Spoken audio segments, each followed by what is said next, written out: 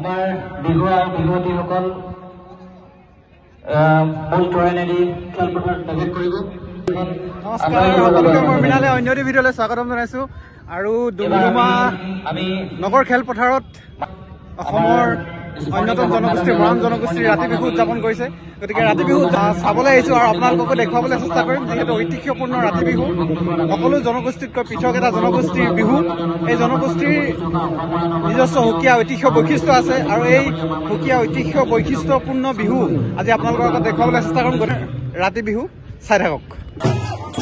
এয়া দেখিছে কিদৰে গাঁৱৰ ডেকাসকলে নাচনীসকলক অৰ্থাৎ যুৱতীসকলক আগবঢ়াই লৈ আহিছে। দেখিছে সকলোৱে ফিল্ডত ঘূৰিছে আৰু মাজত হৈ আছে ধৰ্ম হুঁচৰি, যিটো মৰাণ জনগোষ্ঠীৰ পৰম্পৰাগত হুঁচৰি।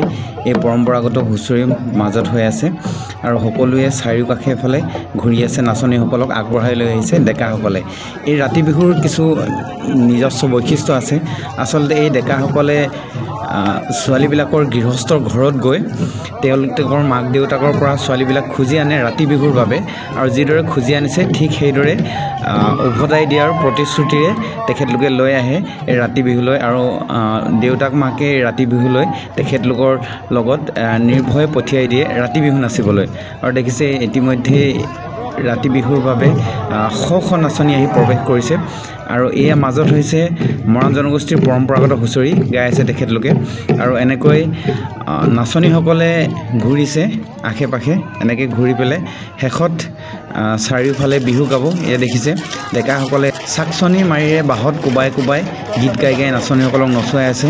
আৰু ইয়াৰ বিশেষ বৈশিষ্ট্যটো হৈছে যিসকল ডেকাই নচুৱাই আছে তেখেতলোক আচলতে একেখন গাঁৱৰ নহয়। আচলতে যিখন গাঁৱত ৰাতি বিহু হয় বেলেগ এখন গাঁৱৰ পৰা ডেকাসকলে আহি এইখন গাঁৱত নচুৱায়, আৰু এইখন গাঁৱৰ ডেকাসকলে অন্য এখন গাঁৱত গৈ পেলাই সেই গাঁৱৰ যুৱতীসকলক নচুৱায়। আচলতে নিজৰ বাই ভনীসকলক ননচুৱায়। আৰু ভিতৰত আচলতে ককায়েক বা ঘৰৰ মানুহবিলাক ভিতৰত থাকে, ককায়েক বা ধৰক ভায়েকবিলাকে ভিতৰত থাকে, পৰিচালনা কৰি থাকে, আৰু বাহিৰত অন্য গাঁৱৰ ডেকাসকলে সেই গাঁৱৰ যুৱতীসকলক নচুৱায়। এই হৈছে ৰাতি বিহুৰ পৰম্পৰা আৰু এনেকৈ চলি আহি আছে।